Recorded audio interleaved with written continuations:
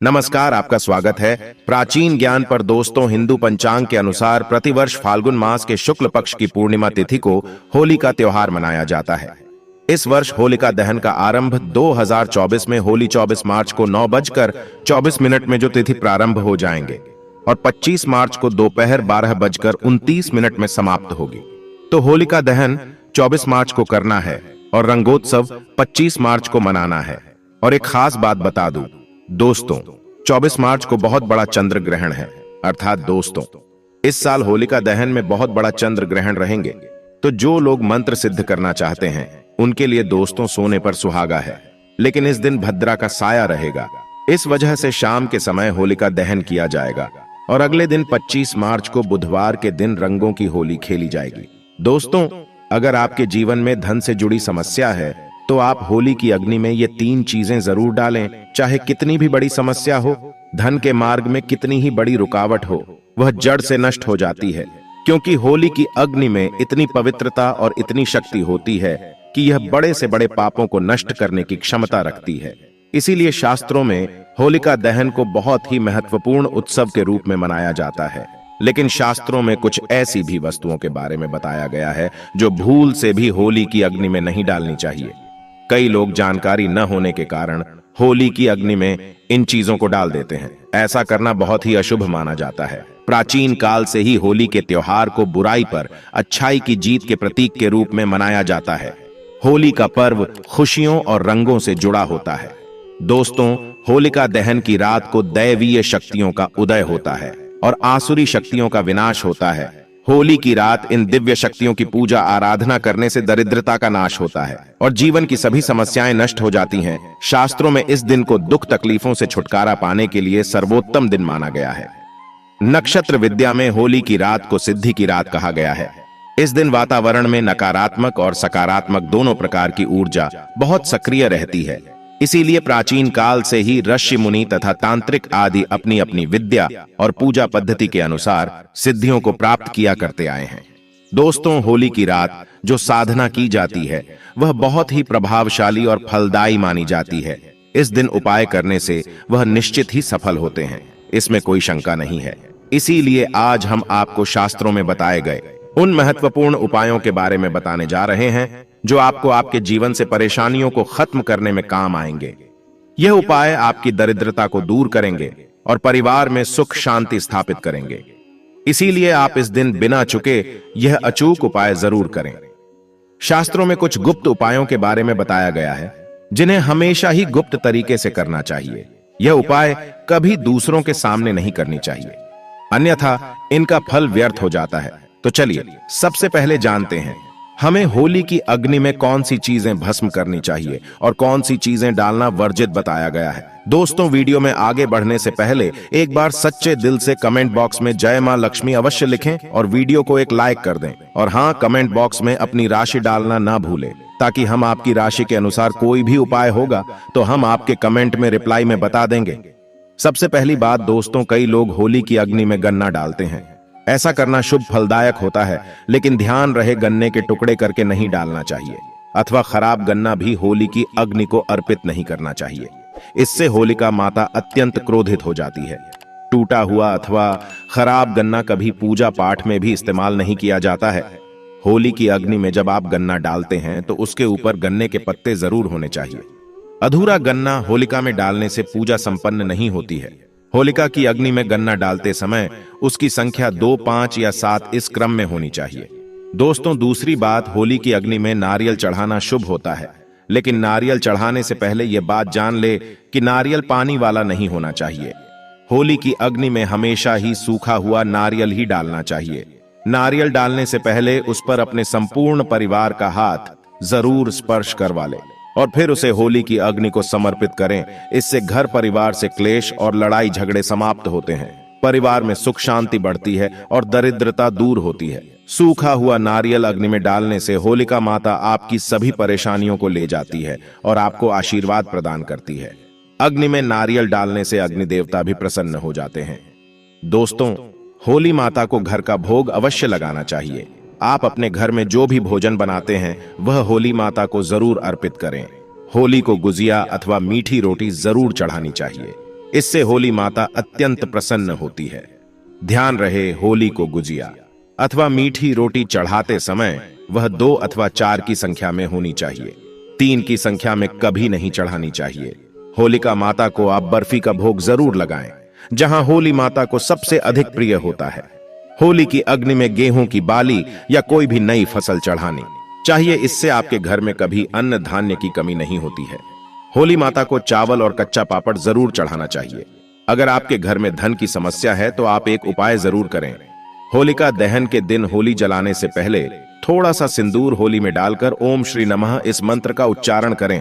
यह मंत्र महालक्ष्मी मंत्र है। इससे आपके जीवन से धन की कमी दूर होती है। होली की अग्नि में कभी भी कपड़े नहीं जलाने चाहिए, इसे बहुत ही अशुभ माना जाता है। होली की अग्नि में कभी भी गंदी चीजें, कचरा, प्लास्टिक की चीजें नहीं डालनी चाहिए।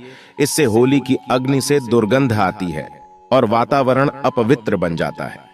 दोस्तों, होली की अग्नि में गाय के गोबर से बने उपले और सूखी हुई लकड़ी का ही प्रयोग करना चाहिए। इसके साथ ही अरंडी के पत्ते भी डालनी चाहिए। इससे घर के आसपास की सभी नकारात्मक शक्ति नष्ट होती है। होली की अग्नि जलाने से पहले होली को जल अर्पित करके उसकी परिक्रमा जरूर करनी चाहिए और अपने मन की इच्छा प्रकट करनी चाहिए।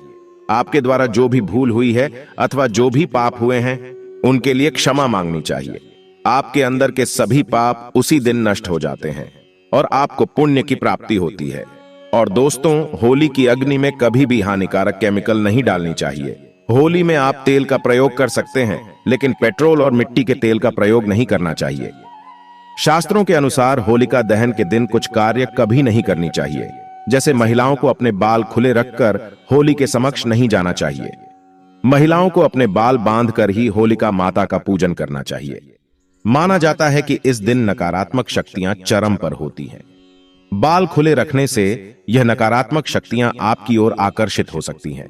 अगर कोई स्त्री मासिक धर्म का पालन कर रही हो तो उसे होली की अग्नि नहीं जलानी चाहिए और पूजा भी नहीं करनी चाहिए। शास्त्रों में इसे वर्जित बताया गया है। साथ ही गर्भवती महिलाओं को होलिका की अग्नि के समीप नहीं जाना चाहिए।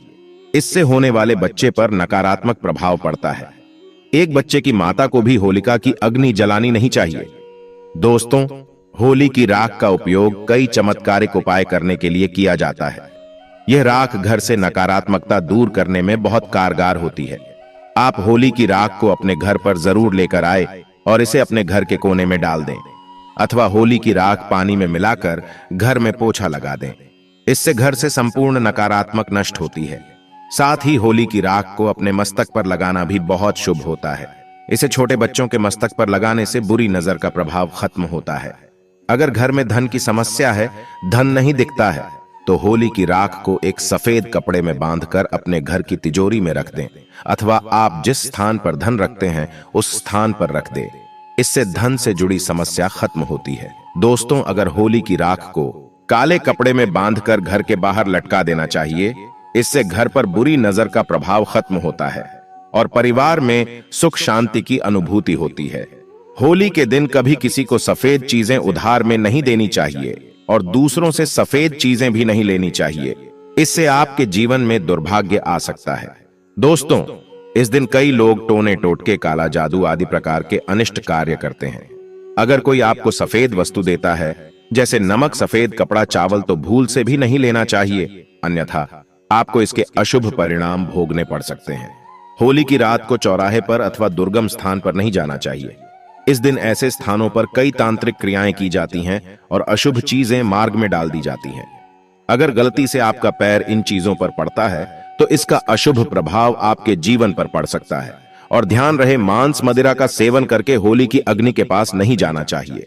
होली की अग्नि अत्यंत पवित्र होती है।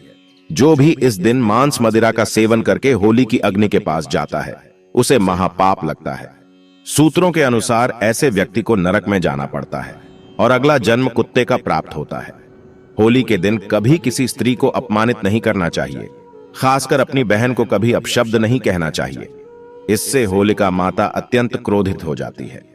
इस दिन स्त्री का अपमान करने वाले मनुष्य को रोग आदि दुखों का सामना करना पड़ता है और यह एक पवित्र अग्नि है। इसे सदैव नमस्कार करना चाहिए।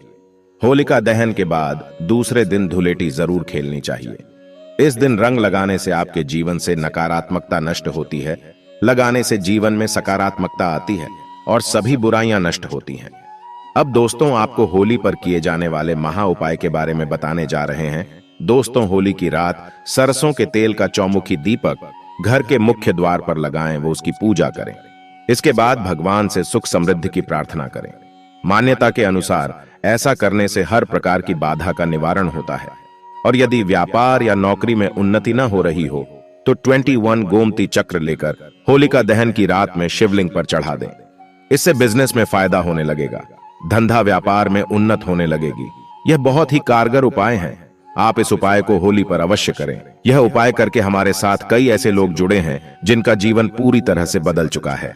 आप भी अपना जीवन अगर बदलना चाहते हैं तो यह उपाय जरूर करें।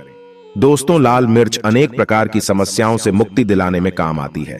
अगर आप किसी इंटरव्यू पर या किसी शुभ कार्य के लिए अगर बाहर जा रहे हैं तो घर की दहलीज पर 5 लाल मिर्च रख दें और घर से निकलते समय उन्हें लांघ कर कदम आगे बढ़ाएं। हर कार्य में आपको सफलता मिलेगी। दोस्तों अगर आपके कार्यों में लगातार बाधाएं आ रही है तो ये उपाय जरूर कीजिएगा। शनिवार की रात को सोने से पहले किसी गिलास या फिर कटोरी में पानी ले लें। उस पानी में सूखी लाल मिर्च के बीज डाल दें और उस गिलास या कटोरी को सोते समय अपने सिरहाने रख दें। सुबह उठने के बाद उस बर्तन को उठाकर अपने ऊपर से 7 बार उल्टा उतारे, यानी कि बाएं हाथ में लेकर जिस ओर घड़ी की सुई घूमती है उसकी उल्टी दिशा में घुमा लें। फिर उस पानी को घर से दूर जाकर पानी को फेंक दें।